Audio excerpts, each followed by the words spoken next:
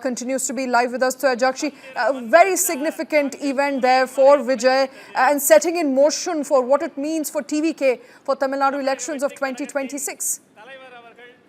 Yes, this is going to be a massive turnover because the latest that we are seeing around when we look at the percentage of votes, that's going to divide because of the Vijay's party. It is the current survey that is coming out is around 5% of vote share is going to happen. He's going to break the votes at least 5% in the 2026 election. This is going to be a massive a challenge for either DMK or the BJP AIDMK alliance as well, because TVK is the party where it has been only 2 years since they have launched, because today is the day of the launch of TVK party, but today, it's been 2 years that today is the second state conference that they are conducting in a wide manner, where you can see that lakhs of people have gathered at the venue where they are witnessing that today Vijay is going to make few major decisions, and he will also be reading out the manifesto which they will be using it for the 2026 elections. Absolutely. And also there are few important announcement that he will also be making in this in his speech today, which is most awaited speech, I can tell you, because this previously also in the first conference which happened in Ulandarpet in Viluppuram district, at that conference also he has made few important decisions, but this time, he is going to announce and he is going to make few decisions. Also, he's going to hit back. He's going to hit back on the DMK party in Tamil Nadu, and also he's going to hit back on the central government. That's what we are getting to know. Where he's going to also make few, important announcements. Where one of the important announcement will be the alliance. That is the major 100%. development that everybody is looking over here. In fact, many are calling it a watershed moment for the Tamil Nadu politics in the year of 2026, comparable to 1967, that is when DMK swept to power, or in fact 1977 for that matter, when MGR's newly formed AIA-DMK swept to power, unsettling a ruling party. And on your screens right now, unfurling of the flag happening as we speak. Amid thousands of protesters, Vijay will set the stage for Tamil Nadu elections as far as TVK's political fortune is concerned. Now, Madurai is an interesting choice of venue as well, to Ajakshi. It's once the seat of the Pandya dynasty, and city has been crucial when it comes to Tamil Nadu's culture, its politics. Yes, Madurai district is one of the major district, where a lot of political events takes place and a lot of political events takes place, because this venue where exactly right now the TVK is doing its conference, this place, even O. Pannirselvam has also, has done an event at this place recently, which the Madurai, the Murugan conference, which happened also, it happened in the same, location. So this place where exactly this event, the conference is happening, this is one of the major place, I can tell you, because Madurai is a place for politics, because there are a lot of political party leaders, major party leaders who come from Madurai, has also has done their political rallies and political conferences at that venue where now Vijay is standing. Because recently also, I can tell you that EPS has also conducted his campaign in Madurai, and even Kamal Hassan, when he started his party Makkal Nidhi Mayam, also he also conducted a conference at the same venue where around 5 lakh people turnover that we could see in Makkal Nidhi Mayam conference as well. In previously, let me tell you, in 2024, when Vijay conducted his first state conference in Ulandarpet in Viluppuram district, around 10 lakh people gathered. And now you can see, it was expected that 1.5 lakh would gather, but now it is more than 1.5 lakh, I can tell you. So this is how, the turnover is looking like. And also, it is going to be a major, it's going to be a major turn back for the 2026 elections as well. A major turnaround there. As I mentioned, some calling it a watershed moment in Tamil Nadu politics, akin to what happened in 1967 and perhaps in 1977 as well, when MGR and his AIA DMK swept across Tamil Nadu. That is what Vijay is promising to do, and many will be watching his speech very, very closely. For his strategy, Toya Jakshi, for 2026 assembly polls would also be crucial. And then comes the big alliance question. Which party will he be siding with? Which would be his ally for 2026? Is he going to fight alone? If yes, he's going to cut into, as you mentioned, about 4-5% of the vote share. And will that vote share come out from DMK or AIA DMK? Which party will be hurt the most as a result of TVK? I think that's also a crucial thing to watch out for. Yes, that's a big question mark right now because, till today, Vijay has been continuously making statements, and he's continuously been telling that he would be contesting individually, and he also made a statement that, he has spread a message to all the people in Tamil Nadu.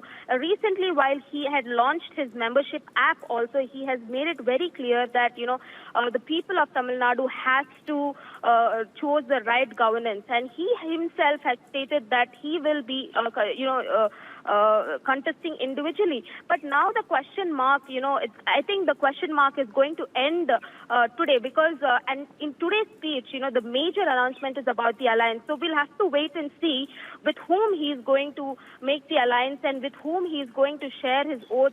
And that's going to turn around, which is going to have like 5% in 2026 election. That will be a crucial for DMK as well as BJP and AIDMK because on one hand, DMK is started campaigning with their membership drives and their schemes. They've started increasing their schemes, door-to-door campaigns. Is happening. On the other hand, AIDMK, BJP, AIDMK alliance, Edappadi Palaniswamy, the leader of opposition of the of Tamil Nadu, is campaigning for the past 1.5 months now, where he is continuously going to each district by district, area by area. He is going and he's pulling out the crowd. So now that Vijay has come out with his second state conference, where you can see that large number of crowd is being gathered over here. So now it's a big question mark, and it's a huge, it's very crucial that we'll have to see with whom he is going to announce his alliance.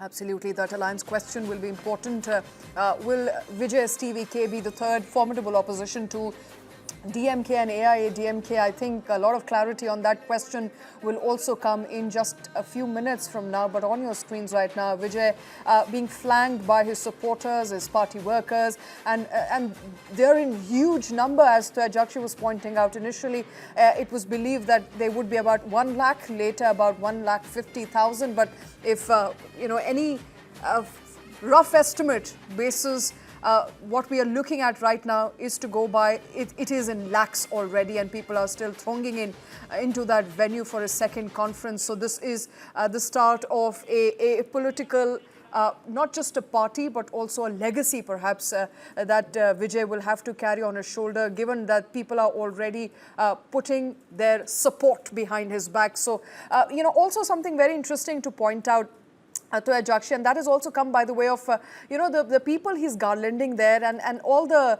major people that he's supporting that as far as the legacy of Anna or MGR is concerned, he's made it very clear. It does not belong to any one political party. It's the Dravidian legacy, and it's the legacy of all people of Tamil Nadu. So he's not going to shy away from taking symbols or symbolisms away from existing political parties. Well, see, this is not the first time that we are seeing that he is garlanding the founder of DMK, Madurai, and the founder of AIDMK, MGR, because he's also garlanded Periyar as well. You can see that he believes in the Periyarism. Because now that, in today's conference also, we can see that the banners, that the arches, which is beautifully put up, where you can see that, Vijay is standing with Annadurai and MGR, and few of the arches where you can see that Vijay is standing with Periyar and Annadurai. So he is never going to let go of the Dravidian, culture, because this is a legacy where he is also, being an actor. He is invoked legacies and leaders like DMK, like I mentioned, like founder Annadurai from DMK and AIDMK founder MGR. Like you also mentioned that in 1967 when DMK formed a government, and in 1977 when AIDMK formed a government, and now he has made it sure that in 2026 he would form the government. So this is the title, that he is giving. This is Absolutely. not only In fact, this, Jakshi, correct me if I'm wrong, but there are already posters of Vijay on the Chief Minister's seat, huge banners and posters everywhere in and around Madurai and in various other parts as well. This is not something new, because in the recent co-committee meeting which happened at the TVK headquarters in Paniyur, where the executives of the TVK had, held a meeting, a co-committee meeting, and where they decided that they would be, they decided and they announced, from TVK, Vijay would be the Chief Minister candidate. That's where you can see that a lot of people in the crowd as well are holding banners and pamphlets where they're showing the posters showing that the Chief Minister, Vijay being the Chief Minister candidate. So these kind of, which are continuously being made. And also you can see that in the latest statements and the letters that he has been issued also, where you can see that the Tamil Nadu TVK Chief Minister candidate, Vijay, this is how it has been mentioned. So yes, they have made it very clear, TVK has made it very clear that Vijay would be the Chief Minister candidate for 2026 elections. All right. Jakshi, also give me a reality check. What's the pulse out there with people when we talk about Vijay and TVK? What are the chances that, either Vijay will be a kingmaker or he'll be the king himself? What are you reading? What are you feeling when speaking to locals? What's the fan fervor like for Vijay? The pulse that we're looking out over here is already the people who have gathered over here at Madurai, where the people have gathered, or at the location. They're all very clear that that made a clear statement that the 2026 game changer is Vijay.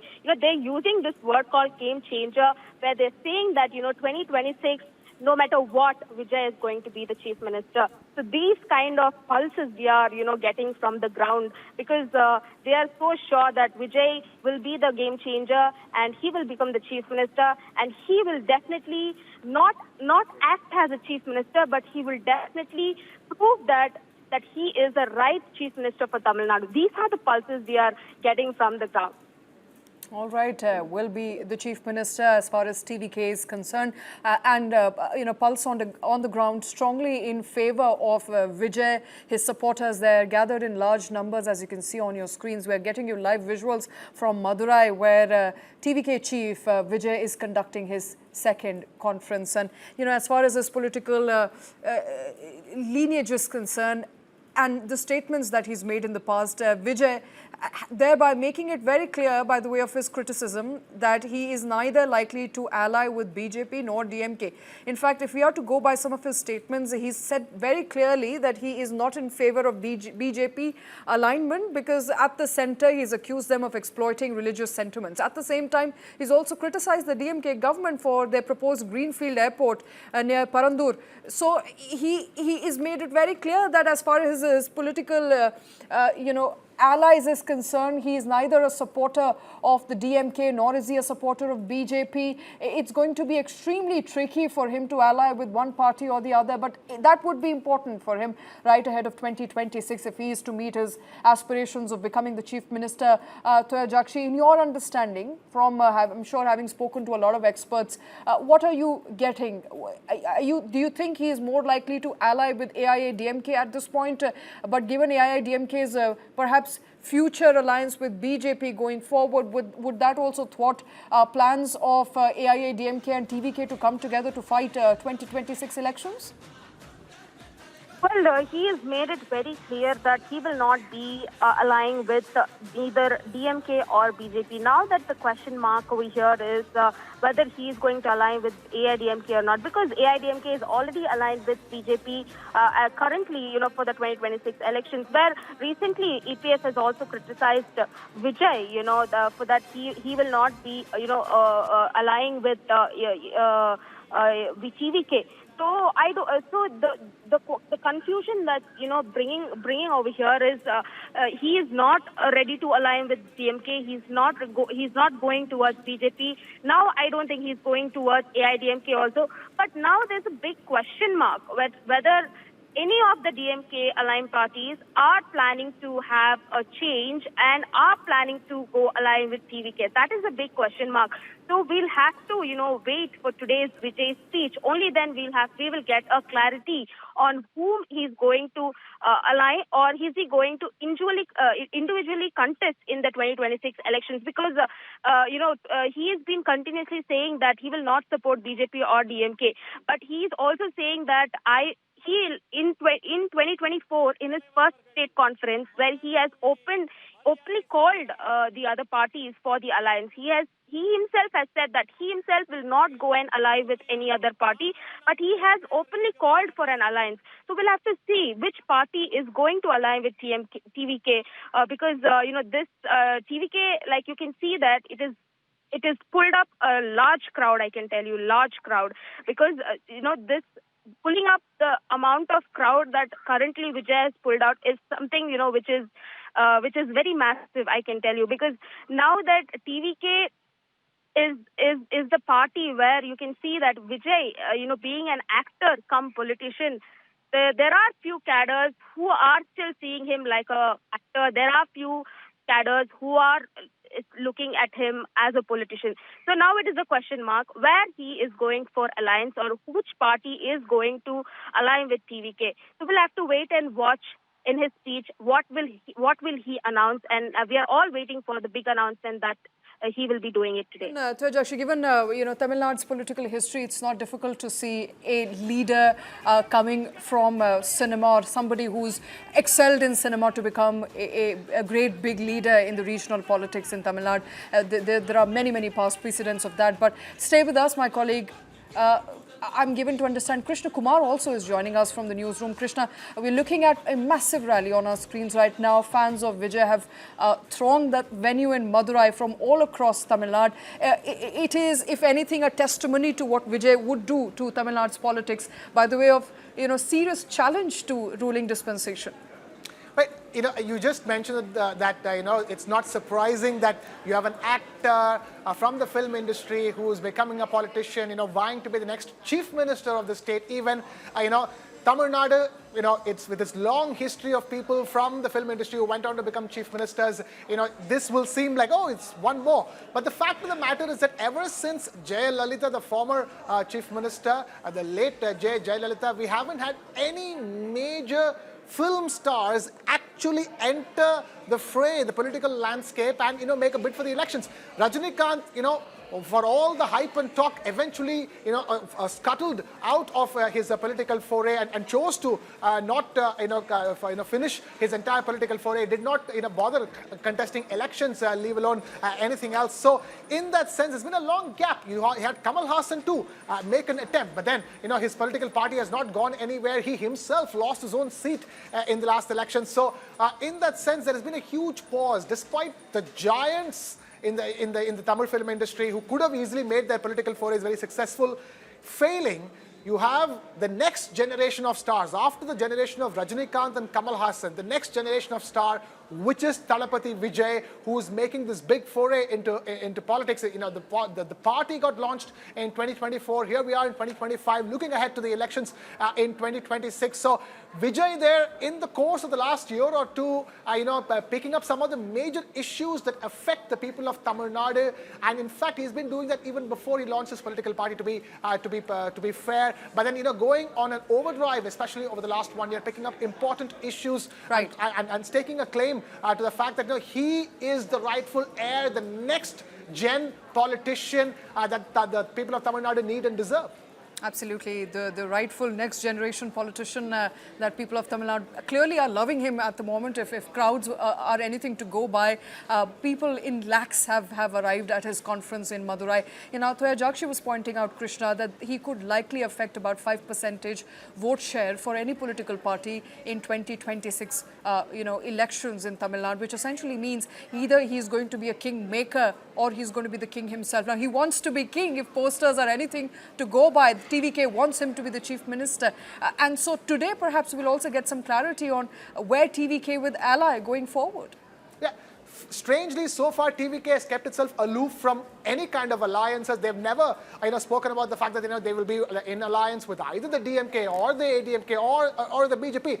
TVK and Vijay has been constantly talking about the fact that, they are a new outfit altogether. They're not from the same, politics as was before, because they're new. They have new intentions in mind. And to present the fact that they are new, they've so far kept themselves extremely aloof.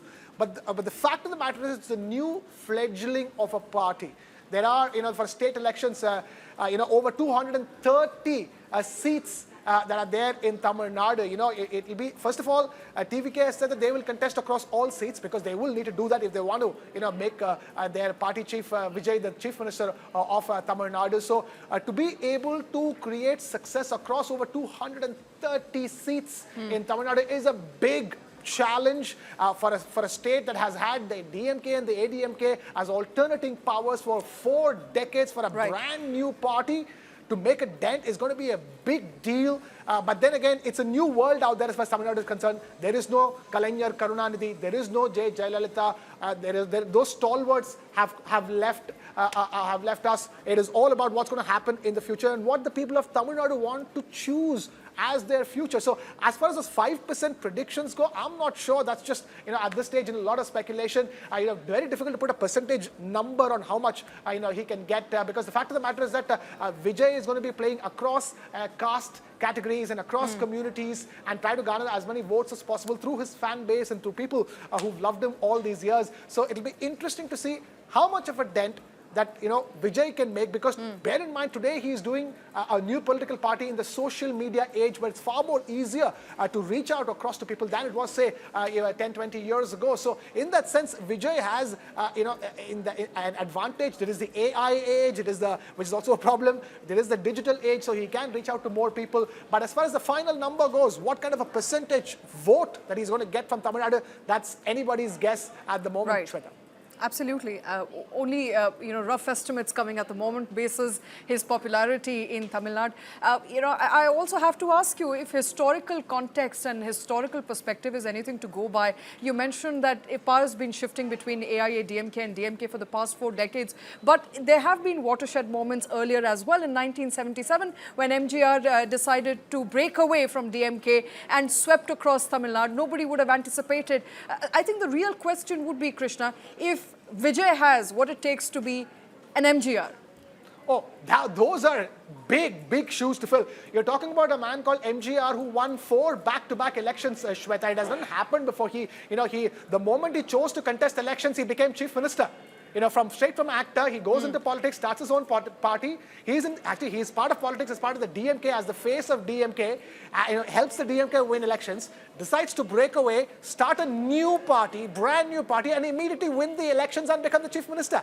That is unprecedented. I mean, that's unprecedented in the country. I think that's unprecedented in the world. So, comparing Parapathi Vijay to, MGR is like, oh my God, it's too big a comparison. Very difficult for Vijay to be another MGR. But, the other comparisons that you can make are other actors who formed political parties and managed to win seats in elections, like Vijay Kant, Captain Vijay Kant, late Vijay Kant, who managed to garner quite a significant electoral success. In fact, was allied with the AIA-DMK at one stage in the Tamil Nadu Assembly. The question now is that can he do better than Vijay Kant? Will be a better question to ask than whether we'll be able to, repeat what MGR was able to do back in the day. All right, well, huge shoes to fill there as far as legacy is concerned. So we'll have to wait and see to what extent he's able to sweep through the electorate in Tamil Nadu. But, you know, as far as his political campaign, it's a 2-year-old party. And obviously, to fill candidates in over 200 seats, it's going to be a tough task for Vijay. But if you look at the image of the party that he's been trying to build over the past 2 years, is that he's worshipping from Madurai to MGR, and he's basically stealing symbols and symbolisms of other parties as well, essentially saying that this is Dravidian culture and it has nothing to do with one political party. Well, you know, the word Dravidian itself would be not the right word to use for them, because they named their party as Tamilaga Vettri Kazhagam, which translates to Tamil Nadu Victory Party. There's a lot of debate within Tamil Nadu as is about this Dravidian identity, because when that word came about and when those parties were formed, bear in mind DMK, the Dravida Munnetra Kazhagam, or the Dravidian Welfare Party, was originally an intellectual party, not a political party, called DK, called Dravida Kazhagam, because that was the time when the intellectuals, you know, in Madras of that time, you know, thought of it as one Dravidian nation, one Dravidian land, and one common people. It came from that, but strangely, you know, it was only the DMK that went on to be a DMK, a Dravida Munnetra Kazhagam, and eventually the breakaway party of MGR became ADMK as Anna Dravida Munnetra Kazhagam, ADMK, Anna being the founder of the DMK himself. So in that sense, the word play is different now with Vijay. Vijay is batting for a Tamil identity, because bear in mind, a Dravidian party by its own logic should be able to contest elections across South Indian states. But how is it possible that you call yourself a Dravidian party, but you're only, you know, located only in Tamil Nadu? Your influence begins and ends in Tamil Nadu. So there's a lot of debate and, you know, conversations surrounding it, and that is the reason why, you know, there is not just Vijay's Tamilaga Vettri Kazhagam. There's also another party called the Nam Tamilar Katchi, or the NTK, which is also headed by a filmmaker called Seeman, where he's again stressing on the identity of Tamil identity, because he's like, you know, there is nothing called as Dravidian right now, because there's a Telugu people, there is Kannada people, there's Malayalam people, and we are Tamil. And we are here as a Tamil political party to speak to the people of Tamil Nadu, and they're very specific about that. So in that sense, Parapathi Vijay naming his party as Tamilaga Vettri Kazhagam also means that he's trying to break away from that branding of Dravidian, also breaking away from the past as well, as far as politics is concerned, and promising something new, something that's specific and tailored to the needs and desires of the Tamil people of the state of Tamil Nadu. So that is what he is going for, so to speak, with his political strategy, Shweta. Absolutely. Trying to challenge legacies there. That's what Vijay is doing. At the moment, we're looking at visuals of him being thronged by his supporters, his party workers, and currently he is on that rally where he is hoping to meet and shake hands with all the people who've gathered at that mega venue with lakhs of people coming on his call and beckon and joining that conference in Madurai. The roads have been jammed. Many people could be seen walking, in fact, for several kilometers for that matter to reach the venue. And men, women, supporters in significant numbers, Krishna, joining on Vijay's commands. He is expected to, of course, set the stage for 2026 Tamil Nadu elections and what is in store as far as TVK is concerned. I have to ask you, Krishna, you know, what's the pulse of the people as far as Vijay's popularity is concerned? I mean, a lot is lost between what we see on our screens by the way of massive crowd that we are looking at versus when people actually turn out to vote.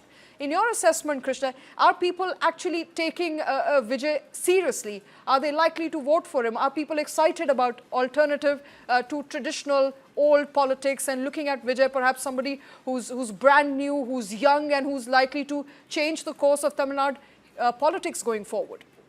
That is the hope, Shweta. All that you said just now, that is the hope, changing the course of politics in Tamil Nadu. That is the hope from Vijay. And the fact of the matter is that these crowds on your screens that you're constantly describing, you know, are an idea of the kind of following he has, are the kind of, gives you a symbolic of the kind of love he has, you know, garnered from people through his work in movies all these years. And bear in mind, they're not just about making movies that are fun and entertaining, but also sending out important social messages, political messages through those, you know, commercial mass masala movies that he does, you know, and entertaining not just, you know, one section of the population, but entertaining across the board, you know, making movies for families that they can come and watch. which means that his fan base, is across age groups and across communities. So which bodes well for him technically. But his biggest strong point will be the young voter. Because you're talking about a generation of voters now who grew up idolizing Parapathi Vijay. They were the generation that was born well after the peak of, the Rajinikanth and Kamal Haasan, they were hitting. To be fair, Rajinikanth and Kamal Haasan are still making multi-100 crore rupee movies as we speak. But the fact of the matter is that there is, from Gen Z onwards, so to speak, you can confidently say that, they are all people who grew up idolizing Parapathi Vijay first when they were kids. My generation, millennials, we grew up idolizing Kamal Haasan or Rajinikanth. Take your pick, whichever is your choice. Because there were two different things altogether. People who supported Kamal Haasan were hardcore Kamal Haasan fans. People who supported Rajinikanth were hardcore Rajinikanth fans. As far as Parapathi Vijay is concerned, from that generation of people, Gen Z onwards, he's got a very good stronghold. Gen Z onward, which means so that so perhaps first-time voters, second-time well. voters are likely to vote for Vijay more. I mean, likely. It's all speculation. It's all conjecture. That's all the hope. likely. That's the hope that he's coming to the elections with. That that's where he will be able to get a lot of voters. He's using social media. A lot of promotions are being done. So he's hoping that that generation, first-time voters and second-time voters, they will be the ones that will give him the right boost. But to win an election in Tamil Nadu, it's not enough if you just get the Gen Zs. And it's not a movie. For a movie to become a hit, yes, you need the Gen Z audience coming and packing movie theaters, across the board. That's not just Tamil Nadu, that's Hindi, it's everywhere. You saw a Hindi film called Sayara doing so well recently simply because the Gen Z loved the movie. And Vijay's movies are also loved by Gen Zs, and they pack theaters because of it. But that will definitely not be enough to win elections in Tamil Nadu, Shweta. Let me tell you that he will need the support across age groups. And the question you asked is very important. Will he be taken seriously? The more specific question would be, will he be taken seriously by the older voters who are used to voting for Karunanidhi, who are used to voting for Jayalalitha, who last voted for MK Stalin, who even saw value and virtue in Edappadi Palaniswamy, the AIADMK chief minister who took over after the demise of J. Jayalalitha. Those voters who had these huge, gargantuan personalities in their mind when they went to the polling booth, will they vote for Parapathi Vijay? That is the big question, Shweta. That is of course the big question. Vijay, they're of course hopeful that many of his fans, his supporters who throng the cinema halls every time his movie is on are also likely to vote for him, and that's exactly what is leading to that momentum as far as that conference in Madurai is concerned. Krishna, stay with us. Let me quickly get a reaction from Thoya Jakshi, who's also tracking that rally very, very closely. Thoya Jakshi, Vijay likely to speak anytime soon? Well, yes, Shweta, Vijay is likely to speak around 5 o'clock because currently the FRT executives are speaking, giving their point of view about the party.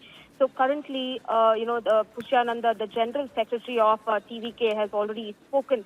Now we're all expecting that Vijay would speak in between 5 p.m. to 6 p.m. because his speech is the longest speech where most of the important announcement is going to take place, Shweta.